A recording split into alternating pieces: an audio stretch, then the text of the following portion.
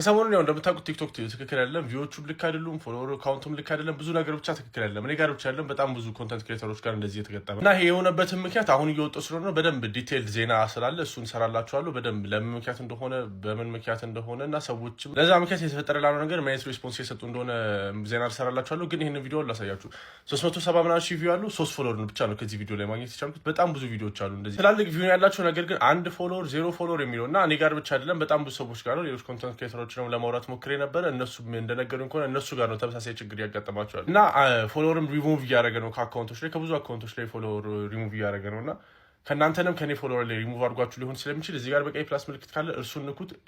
ይህንን ቪዲዮ ሪፖስት አድርጉት እና ለጓደኞቻችሁ ላኩላችሁ። ብዙ ሰዎች ያጋጠማቸው ስለሆነ ከዛ በተጨማሪ ደግሞ ቲክቶክ ላይ ቪዲዮ የሚሰሩ ሰዎች ካሉና ይሄ ችግር የገጠማቸው ከሆነ ይህን ቪዲዮ ላኩላቸው። እነሱ ብቻ እንደዛ እንዳልሆኑ ማለት ነው። ይሄ ነገር ያጋጠመው በዋነኝነት ምክንያቱን ስነግራችሁ አሜሪካ ውስጥ ሆነ ፓወር አውቴጅ አጋጠመ ተብሎ ነው እና ያው እንደምታውቁት ወደ አሜሪካ ተሸጧል የአሜሪካ ሳይድ ኦፍ ቲክቶክ እና በዛ ምክንያት ትንሽ መረባበሽ ያጋጠመ ነው ሲስተሙ ላይ። ለዛ ነው ይሄ ነው እየሆነ ያለው። እናስተካክለዋለን ብለዋል ዛሬ ላይ። ትናንትና እኔ ጋር በጣም ችግር ነበር። ትናንትናና ከትናንት ወዲያ በጣም ትልቅ ችግር ነበር እኔ ጋር። ነገር ግን ዛሬ ላይ እየተስተካከለ ነው። ያው በጊዜ ሂደት ይስተካከላል ብዬ አስባለሁ። ዜናውን ደግሞ ወደ በኋላ አካባቢ የሚሰራላቸው ነው።